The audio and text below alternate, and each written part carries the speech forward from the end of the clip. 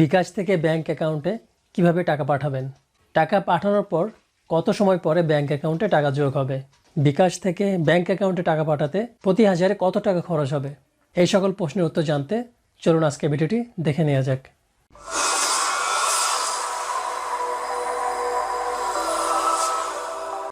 আমরা অনেক সময় এজেন্ট থেকে বা এটিএম বুথ থেকে টাকা উঠাই। তো এজেন্ট থেকে টাকা ওঠানোর সময় যদি পার্সোনালি ক্যাশ আউট করেন তো সেক্ষেত্রে আপনার 18 টাকা 75 পয়সা কেটে নেওয়া হয়। আর যদি এজেন্ট যারা আছেন তারা ক্যাশ আউট করেন তাহলে আপনাকে প্রতি হাজারে 20 টাকা খরচ করতে হবে।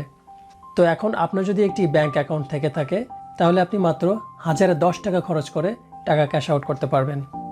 তো আজকের ভিডিওতে আমরা দেখব কিভাবে আপনার বিকাশ অ্যাকাউন্ট থেকে ব্যাংক অ্যাকাউন্টে টাকা ট্রান্সফার করবেন, টাকা পাঠানোর পর কত সময় পরে ব্যাংক অ্যাকাউন্টে টাকা যোগ হবে এবং প্রতি হাজারে কত টাকা খরচ হবে।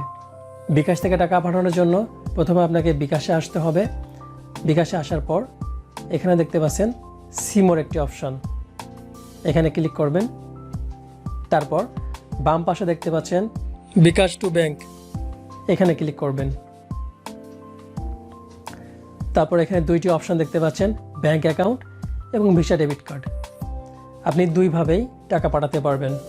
এখন আমরা দেখব কিভাবে আপনার ব্যাংক অ্যাকাউন্টে টাকা ট্রান্সফার করবেন। ব্যাংক অ্যাকাউন্ট এখানে ক্লিক করবেন। তারপর এখানে দেখতে পাচ্ছেন স্ক্রিনে কতগুলো ব্যাংক অ্যাকাউন্ট আছে। আপনার অবশ্যই এই লিস্টে থাকা ব্যাংক অ্যাকাউন্টগুলোর যে কোনো একটি ব্যাংক অ্যাকাউন্ট থাকতে হবে। ভবিষ্যতে এই ব্যাংক অ্যাকাউন্টগুলো আরও আপডেট হবে, নতুন নতুন ব্যাংক অ্যাকাউন্ট এখানে যুক্ত হবে। তো আমি এখন টাকা পাঠাবো সিটি ব্যাংক অ্যাকাউন্টে। সিটি ব্যাংক অ্যাকাউন্টে ক্লিক করলাম। আপনি যে ব্যাংক অ্যাকাউন্টে টাকা পাঠাতে যাচ্ছেন সেখানে ক্লিক করবেন। তারপর নিচে দেখতে পাচ্ছেন অ্যাড ব্যাংক অ্যাকাউন্ট,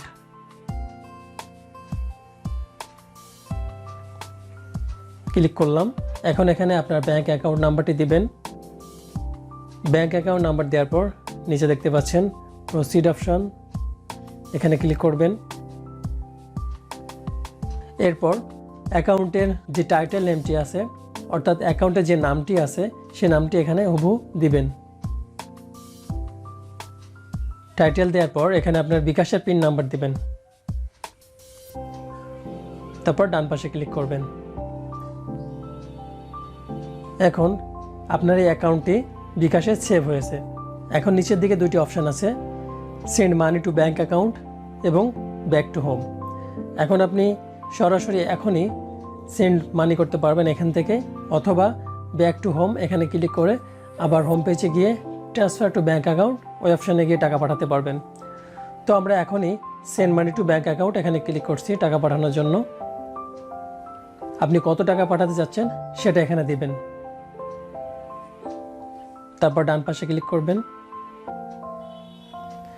এখন যে কোনো একটি রেফারেন্স দিয়ে দিবেন। এখানে আমি দিচ্ছি টেস্ট। আপনি রেফারেন্স যে কোনো কিছু দিতে পারেন। এখন আপনারা উপর দিকে লক্ষ্য করলে দেখতে পাবেন এখানে 500 টাকায় 5 টাকা খরচ হচ্ছে, অর্থাৎ প্রতি হাজারে আপনার মাত্র 10 টাকা খরচ হবে। এখন আমরা পিন নম্বর দিচ্ছি। পিন নম্বর দেওয়ার পর ডান পাশে ক্লিক করবেন। নিচে দিকে দেখতে পাচ্ছেন tap and hold for bKash to bank. এখন এখানে ট্যাপ করে ধরে রাখলে আপনার বিকাশ থেকে ব্যাংক অ্যাকাউন্টে মুহূর্তের মধ্যেই সাথে সাথে আপনার অ্যাকাউন্টে টাকা যোগ হয়ে যাবে।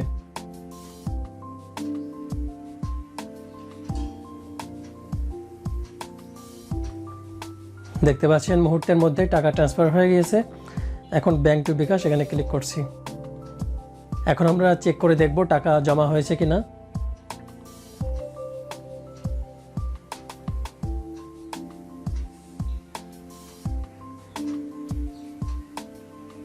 এখন অ্যাকাউন্টে ক্লিক করছি। দেখতে পাচ্ছেন মুহূর্তের মধ্যে আমাদের 500 টাকা এখানে যোগ হয়েছে।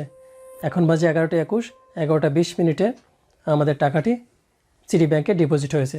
তো বন্ধুরা, আপনারা দেখতে পেলেন বিকাশের মাধ্যমে আমাদের ব্যাংক অ্যাকাউন্টে টাকা পাঠালাম মাত্র 10 টাকা খরচে এবং মুহূর্তের মধ্যে টাকাটি যোগ হয়ে গিয়েছে এবং এই টাকাটি আপনি যে কোনো সময় এটিএম বুথ থেকে তুলে নিতে পারবেন। তো ভিউয়ার্স, আপনারা দেখলেন কিভাবে বিকাশের মাধ্যমে ব্যাংক অ্যাকাউন্টে টাকা পাঠাতে হয়। যদি ভিডিওটি ভালো লেগে থাকে তাহলে অবশ্যই লাইক করবেন এবং শেয়ার করে সকলকে জানিয়ে দিবেন। আর আপনি যদি আমাদের চ্যানেলে নতুন হয়ে থাকেন তাহলে অবশ্যই চ্যানেলটি সাবস্ক্রাইব করে রাখবেন এরকম নিত্য নতুন ভিডিও সবার আগে দেখার জন্য। ভালো থাকবেন, সুস্থ থাকবেন। আল্লাহ হাফেজ।